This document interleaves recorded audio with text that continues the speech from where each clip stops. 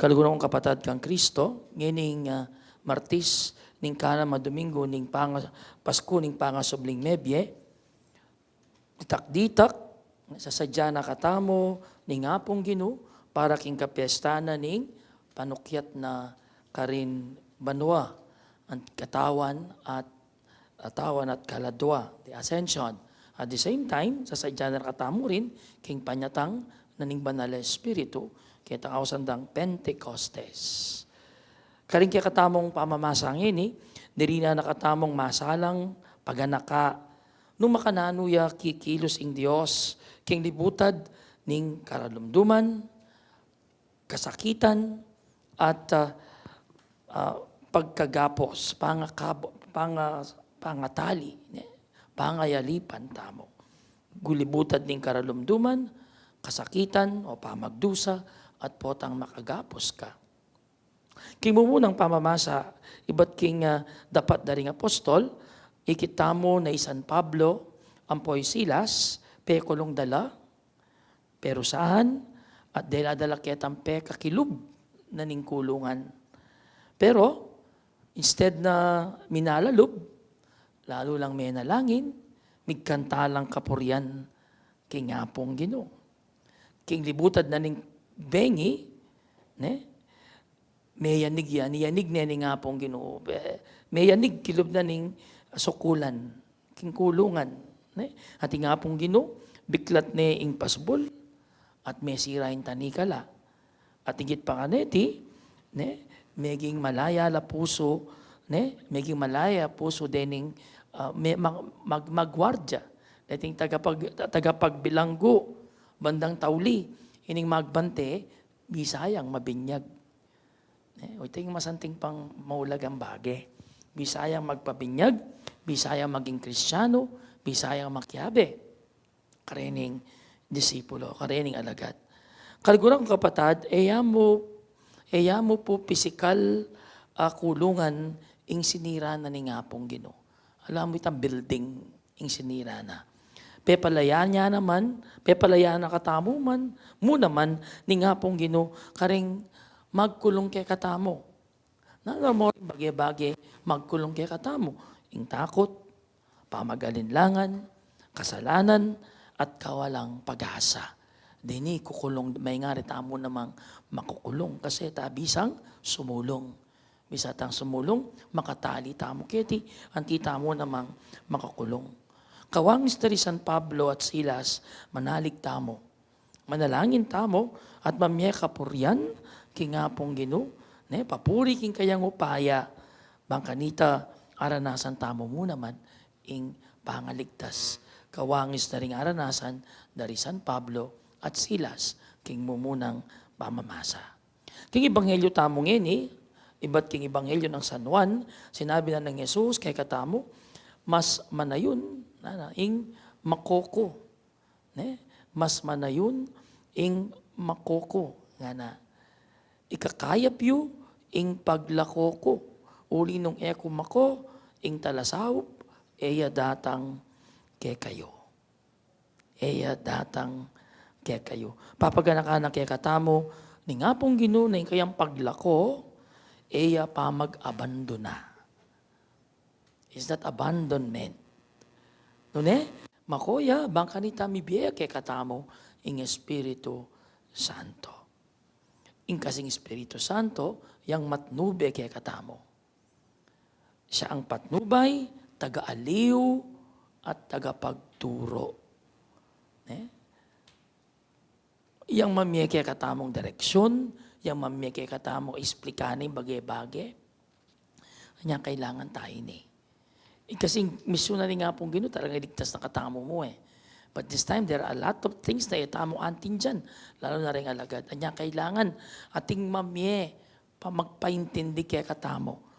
At iting makagawa mo kanyan, ing banal Espiritu. Banal ay Espiritu. Nung ema ko'y nga pong Ginoo, eya mitubod at datang Espiritu. Yung Espiritu Santo, magpaganakaya kay katamo, nung nano yung tutu. Yung Espiritu Santo, pasik na nga nakatalob, bang itulid itang mali.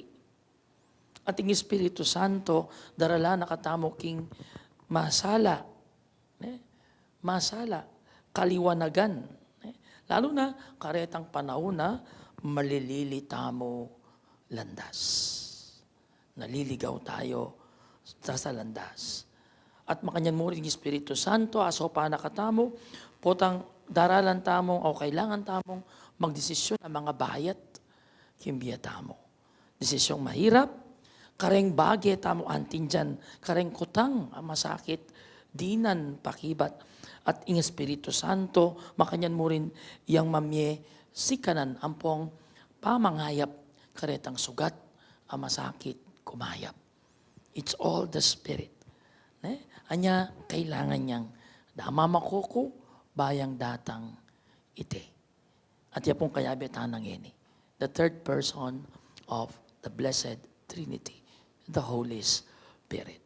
Yarining obra ng Diyos Ama, yarining obra ng Diyos Anak, ngining kayabi tamo, yung Espiritu Santo. Yang mamantabi kay katamo. Anya din konkretong hamon kay katamo ngini. Muna, nalaring hamon. Muna, kawangis ng Pablo at Silas, mabiyasa tamo sanang mga di. Mo ketang oras sa manawa. Pero lalo na, potang magkakasakit tamo. Potang magdu sa tana.